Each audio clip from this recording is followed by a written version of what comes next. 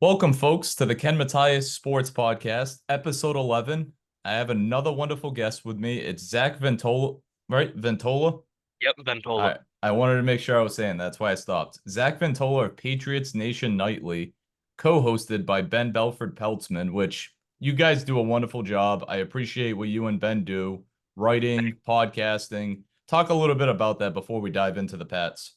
Yeah, so me and Ben both, younger Patriots writers, reporters, we come together for a Patriots live show that we try to run as often as we can.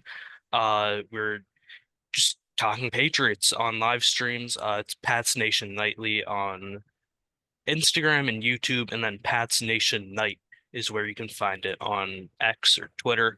And yeah, it's a lot of fun. Again, we both do stuff individually on our own pages, but we have a good chemistry in the way that we think about the Patriots and our opinions on the team.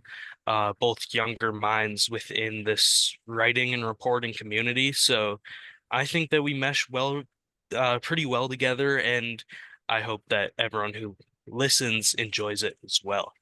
Oh yeah, for sure. I mean, I've listened to most of you guys' stuff. You've had Chris Price, Sophie Weller, Taylor Kyles. Has he been a Yep. guest too? I Hmm. mean, you guys have had some high-profile names that cover the Patriots religiously. So, Yeah. and even some outsiders. When it was draft time, you guys had some outside draft scouts or experts Hmm. weighing in on what the Patriots should do and stuff like that. But yeah, like I said, like give them a follow, give them a like. They are wonderful. I mean, Ben's out in Maryland, and I believe Zach's in the greater Boston area, so. Yep. These guys are great. They're young, upcoming reporters. And I hate to, blow smoke up people's you know what, but I'm not. These guys are legit. So please Appreciate it. give them a follow. And, I admire what you guys do for sure. Thank you. But diving right into it, before we got on air, I just heard on the Sports Hub a little while ago the Brandon Aiyuk, trying to pronounce his name right, sorry, requested a trade from the San Francisco 49ers. I don't know how true it is, but apparently, according to Zolak and Bertrand, it might have been Bertrand, Mark was saying that they haven't talked since May on an extension. Why do you think that's a thing with San Francisco not wanting to pay Ayuk? Yeah, sorry, I froze for a second, but I hope you heard what I said. Sorry. I caught the end of it. I'll kind of hope that I can put it together a little Yeah, bit. yeah, no, you're good. But yeah, I mean the 49ers weren't able to get a deal done with Ayuk so far, and it seems like he just wants out. Really simple enough. Money seemingly isn't coming. The 49ers obviously have a very high payroll with all the star players that they have had to uh, give out massive contracts to. So now Ayuk thinks that it should be his time. 49ers aren't willing to pay it, and he, because of that, wants out. More than likely, he wants to go to Washington Commanders, where Mhm. rookie quarterback Jaden Daniels is there, who he played with at Arizona State University. It's very well known that they are pretty much best buddies, and therefore Ayuk likely wants to go there. There have been some instances where he's on Instagram Live with Daniels, Mhm. or he is, posting on social media. I hadn't seen this before, but I had heard that today in the past he was like posting Jaden Daniels film from the Commanders at Yeah, I think that was a OTAs. thing. Yeah, I might have Yeah, seen that. I hadn't seen that before, but now everyone was talking about it right when he put in that trade request. So it doesn't surprise me that he wants out. It's kind of seemed like it was trending this way for really the last few months, and now he wants out officially. Maybe the Patriots can make a move there. It'll definitely be interesting to see how that all goes. Yeah, as you allude to, if the Patriots make a move, it's like, what would they give up? I mean, I know they were throwing some stuff on the radio that would just, talk on the radio, like maybe Juju, Judon. I think somebody might have called in or whatever it was. Anyways, who are you really to, willing to get rid of, I should say? Like, I mean, Juju, you're gonna eat that dead money. Second round pick, I do it in a heartbeat. They might want a first, but those are too valuable, as they mentioned on the radio. Hmm. I mean, what realistically, Zach, do you think that the Patriots can do? Is it a player and like a second round pick, a first round pick? What Yeah, exactly could they do? Or is it more going to be a Commander's run at it? as you I were just saying. really, I really don't think that there are mm, maybe any, like maybe there's a couple, but pretty much nobody on the Patriots roster who the 49ers would want to trade for in Hmm. exchange for Ayuk. When you think about maybe they would want Judon. Well, Judon wants a contract raise or a contract extension, and they're not willing to give that to Ayuk, so they're not going to want to take on that big money. Same thing with Juju Smith-Schuster. He's less of a player at this point of his career than Matthew Judon is, and again, he has that massive cap hit as well. So after that, is there anyone that the Patriots really could trade who would have an impact on the 49ers and doesn't have a big cap hit that the 49ers would have to eat and not really be able to eat? I don't think so. So I really do believe that this trade is going to be picks, and a couple more picks. I would say Brandon Aiyuk, the two most comparable trades for a young star wide receiver in the last couple of years was Stephon Diggs to the Bills, Hmm. not from the Bills to the Texans, to the Bills when he was younger, With and then Minnesota. yep, and then AJ Brown from the Titans to the Eagles. Brown was traded for picks 18 and 101. He was headed into his age 25 season. Ayuk, I believe, is headed into his age 26 season and is statistically better than Brown was. And then Stephon Diggs, I have it on the side, was traded for pick 22, uh, and then a fifth rounder, a sixth rounder, and a future fourth rounder. Diggs was also moved with a seventh rounder. So that's pretty significant compensation. I don't think you can get Ayuk for a second round pick. Maybe you can get him for two, maybe two second round picks, 2025 and 2026. Even then, I don't know that the 49ers would accept that. When you kind of move up the ladder in terms of compensation, I don't think the Patriots would be willing to give up a 2025 first round pick because coming off of a 4-13 season when you had the third overall pick, that first rounder is probably looking at being top 7 to 10. Hmm. So maybe they'd be willing to give up a 2026 first rounder. And if the 49ers are willing to accept that, if you're the Patriots, I would think you would want to do that as well. Yeah, I mean, you make good points with the trades that you just pointed out with the Diggs and obviously the AJ Brown. But luckily for Minnesota, they went from a great wide receiver to an even better, in my opinion, in Justin Jefferson. Mhm. No Yeah. shame on Diggs. Yep. Diggs is a hell of a freaking player. He really is. No matter where he goes, he performs. Hmm. He wants to be the guy, but entering what, his early 30s, early to mid 30s, it's like, hey, like your time has kind of come and gone. Hmm. But I know with Houston and CJ Stroud and them guys and Tank Dell, he'll flourish. Yeah, I But mean they have plenty of other great receivers there that are gonna help take the workload off of Diggs, so that'll be fun to watch as well. it will. I mean, obviously they had, I know we're going a little side topic here, Mhm. but we're gonna get back on track in a second. But obviously they had a great season with CJ Stroud and you know what, uh D'Amico Ryans, I almost call him DeMarcos Ryans. D'Amico Ryans, had a hell of a first year, obviously. But Yeah, yeah, no, jumping back to the Pats and Ayuk, I think it's a long shot, Zach. I know it's a yeah, pipe dream as Patriots fans and as you guys cover the team, obviously, and stuff like that. I don't think it's gonna happen. I mean, it'd be great, but are the Patriots willing to part way with future draft picks or even a player, which I doubt that'll even happen?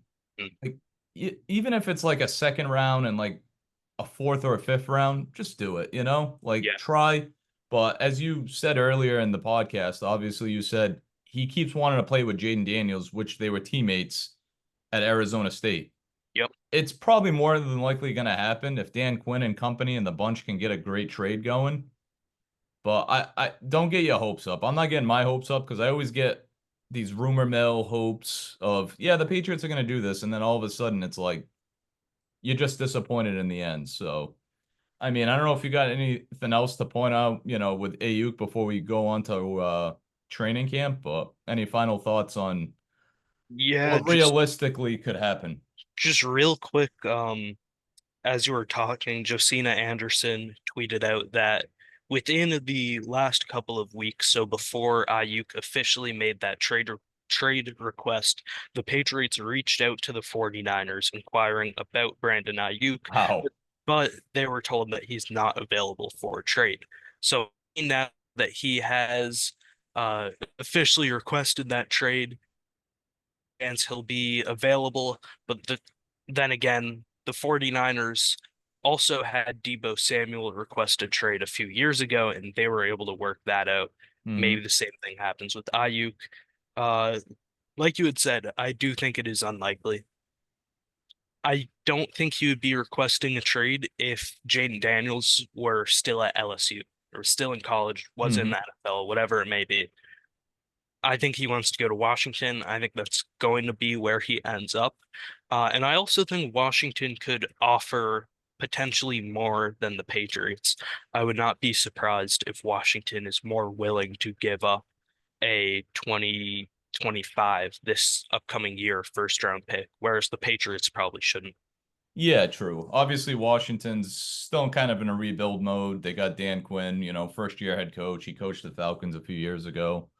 Yada yada yada. But yeah, I feel like he could end up there, or like you said, they worked out the stuff with Debo. He's great too. I mean, he's all over the field. He can run the ball, he can catch, Yeah, whatever. He works the field well for Purdy and the 49ers. So I wouldn't be surprised if we're sitting here week one and he's in a Niner uniform and they might yeah, have worked something out, or he's just going to play out the remainder of his contract and they move on from him end of yeah. 2024 or The, 2025, how far they go. the thing is, though, is he still has a while left on his contract. He has this I'm upcoming actually going to year. look that up quick. He has this year, and then they can pick up the fifth year option, which will get him next year, Hmm. and they could still franchise tag him, which would then also have him under contract for that upcoming year. So pretty much at least 2 seasons if they pick up the fifth year option, and Hmm. potentially three if they franchise tag him. So I if he gets moved, it's going to be within the next 10 days or Hmm. what's today's date? 17th? Within the next week. Today's the Uh, 16th, but yeah, no, I, 16th. I I Sorry, get what you're saying because yeah, I think within they the might have next week. started camp today too. Sorry to cut you off, but I think Oh, the you're good. Niners might have been one of like a few teams that started training camp like kind Mhm. of a week before everybody else. And I think most teams, veterans report on the 23rd, the day before official practices start. So if he is traded, it's going to be within the next week, more than likely, so that he can get to his new team. He can be there for the start of training camp, be there for uh, basically as much as he can be. And the longer they wait, the more that his value just goes straight down because he would be missing out on valuable time with his new team. So look out for this trade within the next few days. Hmm. And again, it's going to be interesting to see how it all turns out because there's a bunch of different ways that this could go. Yeah, for sure. I mean, I'm looking at this Sport Track website. So he's 26, obviously heading into 2024 season.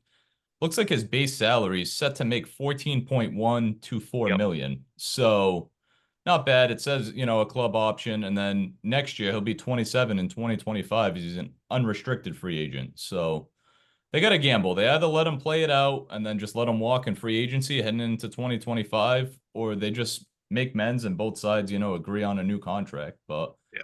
be interesting to see. But I'd like to move on to like training camp. Yeah. Starting a week away for the Patriots. It's been a whirlwind of an off season. Obviously, all the turnover and stuff like that. I've spoken to Bob Sosi. He's been on my podcast. He's been great. John Lyons at WEI too. He's a good football guy too. He was on my podcast too. And yeah, I mean, obviously Drake May, the new head coach, steps in, Coach Mayo, whole new staff. Bill O'Brien goes back to college, BC head coach.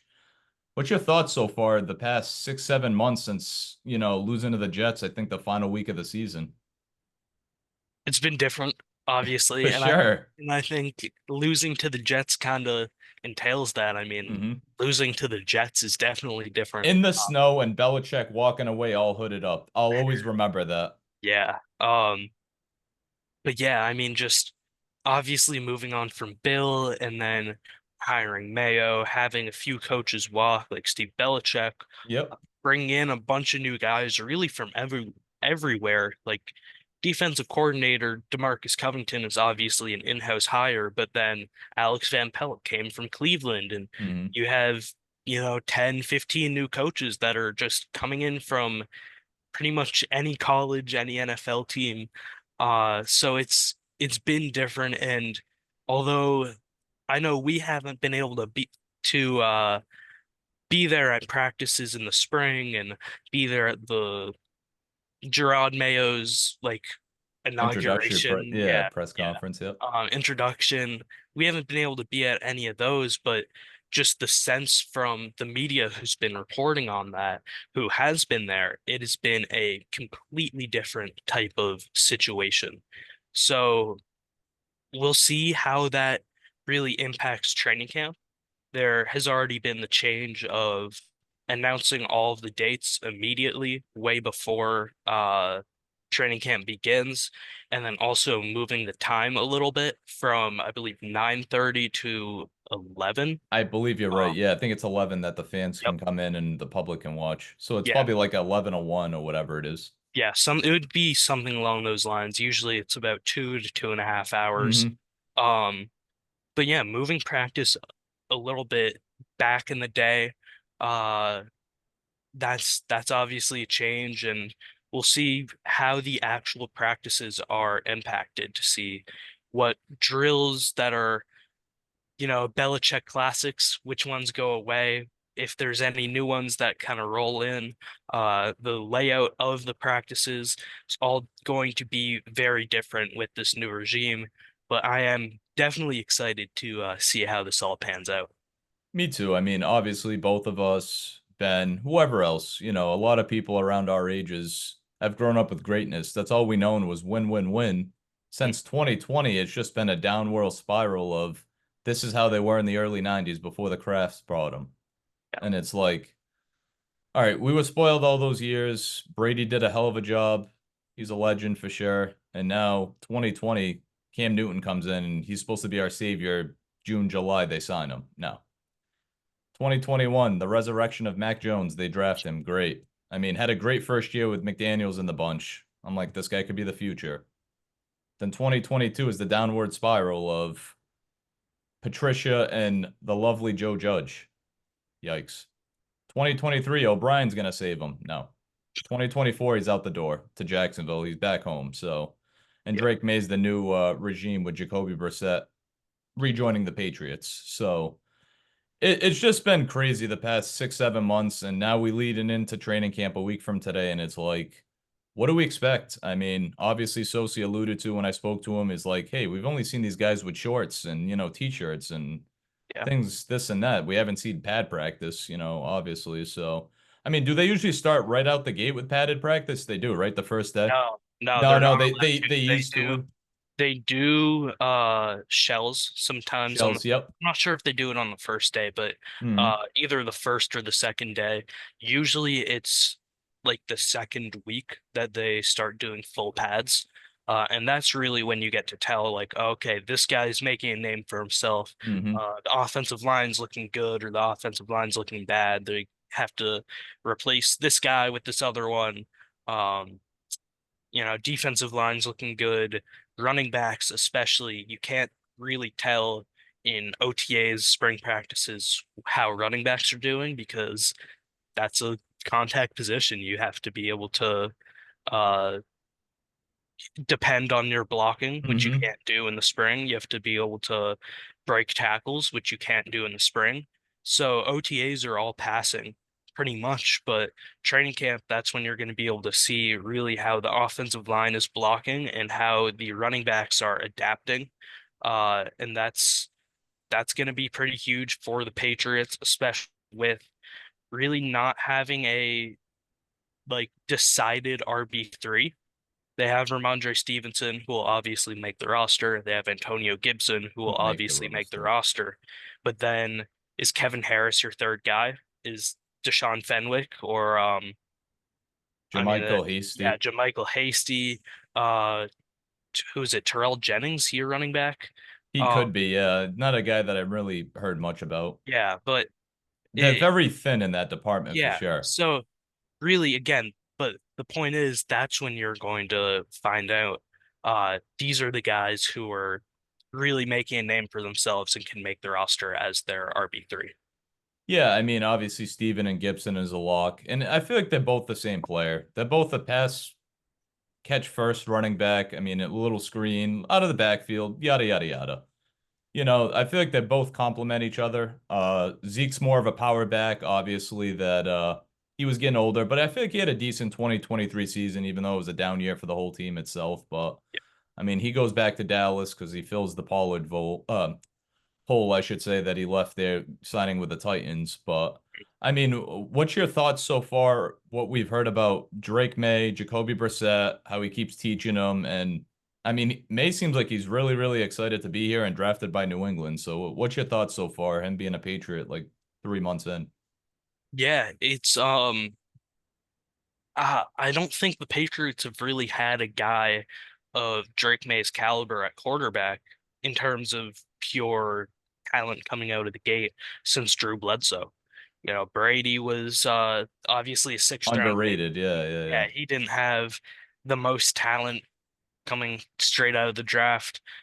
Mac Jones, sure, he was a first round pick, but he definitely did not have the talent that Drake May has. Mhm. So it is exciting to see that the Patriots might have their guy. And training camp will be really important to determine, well, how are we going to develop him? Are we going to let him sit and learn for a few games behind Jacoby Brissett because he doesn't really look ready to play in the league? Or is he going to go out there, look perfect in training camp? The footwork is fixed, the accuracy issues are fixed, and he's really just balling. And okay, because of that, we can put him in week one, just take it game by game, see what he has to work on, but really kind of ride with him instead of letting Brissett take over the wheel for a little while. Uh, Also, it will be very important. I would say more important than any other practice, more important than the preseason games to see how he does in that joint practice against the Eagles, Yeah, that's in August. Patriots. Yep. Patriots only have one joint practice this year. Usually it would be at least with one team. Sometimes they would do it twice with two different teams, and each time they would have a pair of practices. This year they're just doing it with one team, the Eagles, and they're only doing one practice. That's a new thing with Judon Maye. He said that the second day of practice is usually just pretty unproductive because of tensions and fights and uh, all of Oh that. yeah, we'll be Makes it seeing that pretty soon. that makes it fun. Makes it fun to watch as a fan. But As a coach, it must drive you nuts. I'd hate oh that yeah, too because I it's mean just end the BS and then just move on. the practices a few years ago, I think it was against the Panthers. Yeah, I believe it was against the Panthers where they had a fight go into the bleachers at training camp. I mean, that was insane. They had like one of the fans got punched by a player or something like that, or Oh like a my player God. fell on them because it might have been like Dietrich Wise just drove a guy straight into the bleachers. Like we don't get to see that anymore, Yeah. or probably won't be able to see it as much. But that practice, I got off topic a little bit there, but No, that no, that's practice that's an was, awesome story. I hope you were there to witness that. oh, I Oh, okay, was. good.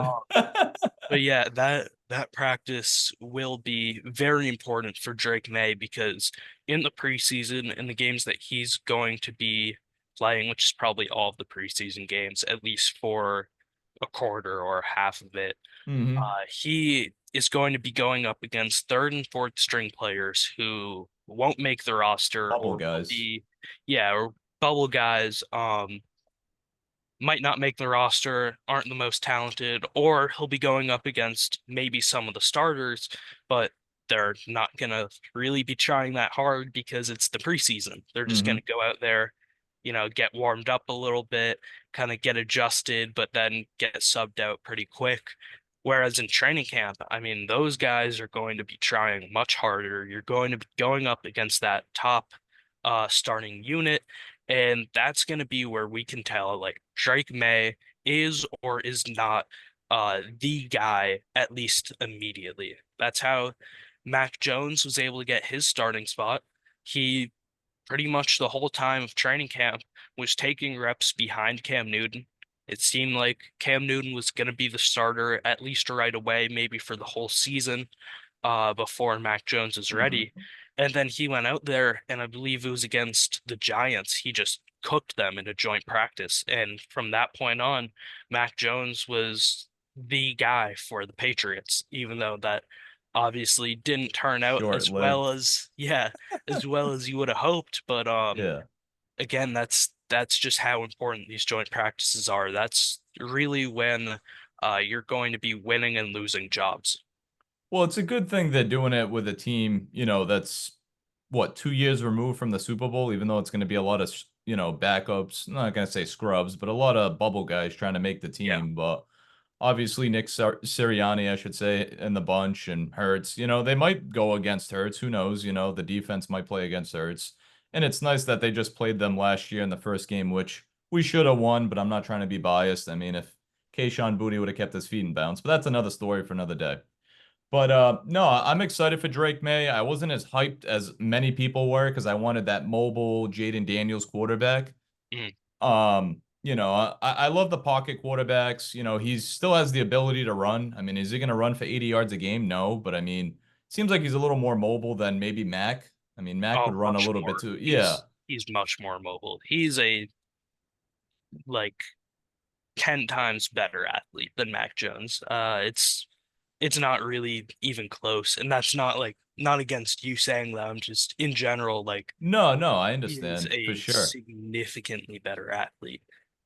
I know we're running on time. Obviously, Zoom only allows a little bit, but I appreciate Zoom what you do. Anyways, yeah, so like I said, we alluded to all that stuff with Ayuk, I should say, Drake May and stuff like that. Um, Before we end here, obviously, I'd like to talk about. I know we talked to him or about him, I should say earlier, was Matthew Judon. Mhm. What do you think's going to happen? Are they going to get a contract done between July 16th and let's say September 1st or Labor Day weekend? What is it, a high possibility So or is it like a low chance? So kind of similar to what I said for Ayuk. Ayuk, yep. I think that if something happens with Matthew Judon, most likely a raise or a contract extension. I don't really see a trade Hmm. happening in the near future. But if something contractually happens with Matthew Judon, it will probably be within the next week. And I believe Mike Reese also reported that in his Sunday notes Notes. that the Patriots want to make sure that all of their contract issues are resolved before training camp. So if they want to get something done with Judon, I think it'll happen sooner rather than later. There was the report from, I believe it was Henry McKenna, Yep. that the Patriots had offered Judon a contract and that he wanted a new contract, but the Patriots offer was nowhere near or wasn't close to what Judon had been Hmm. asking for. So I'm this is honestly like it's a great question and it's very important. I have no idea what's going to Hmm. happen there. I think there are a bunch of different avenues where it could go. I think he could be traded if the price is right. He could get an extension, although I don't see that being as likely. He could get a raise, which I think is probably the most likely scenarios, him just getting a little bump in his money this year. It really, again, anything could happen. I think Hmm. I really do believe that there's a pretty good chance that he will get a contract raise, and at the very least, will play out this last year of his contract in New England. I mean, good thing you brought that up because Stephon Gilmore had that little bump before he left too, I'm pretty sure. I mean, which he's still a free agent, and I don't know how he's not signed. I know he's not that top level, I should say, corner like he once was in his mid to late 20s. But yeah, I hope something happens with Judon because he seems like he loves it here. He's willing to win, do whatever it takes, and I mean. we'll see what happens. I know he's only getting a little older, obviously, but he's definitely one of the core guys of the defense to go along with Gonzo, Mhm. Jonathan Jones. The list goes on. That's a stellar defense, and that's what kind of kept them in most of the games last year, even though they were 4-13. But final takeaways before we wrap up, Just in general, or or general or about the Pats, whatever. What do you see them doing? I know it's July and the season's only 2 months away, so or a month and a half away. yeah, I think that the team that they have right now is, for the most part, going to be the team that they will enter the season with. And that might be a kind of obvious take, Mm-hmm. but really what I'm trying to get at is I don't see anything really happening with moving on from Judon. I don't see uh I don't see them moving on from Godshaw. I don't see them trading for Ayuk. Maybe they bring in an extra running back or bring in Stephon Gilmore. Or I know like Alex Barth has kind of been advocating for this a little bit. Bring in another kicker because Joey Sly hadn't looked great and Shatter Island obviously struggled last season. For sure. So maybe that's what it is. I'm sure there will be more moves that the Patriots make within this next month, month and a half. Mm-hmm. But for the most part, I don't see a big shakeup in the roster in these upcoming weeks. And yeah, that's really about it. Like kind of brings every question together and just gives it a big no. It seems very unlikely that anything like that gets done. But we will see. There's still plenty of time left. And this next week, also big takeaway, this next week will be very important, not only for the Patriots, but just NFL teams as a whole for kind of getting everything, every issue that they can Mm-hmm. resolved in their buildings, extending whoever they need to extend or giving a raise to whoever, making any trades that they think need to be done. So this next week, just keep your eyes out because I'm sure things will be happening across the league. I'm just not sure if that'll be happening in New England. For sure. Hey, I appreciate you being a guest on my sports podcast. Thank you Of so much, course, Zach. of course, no problem.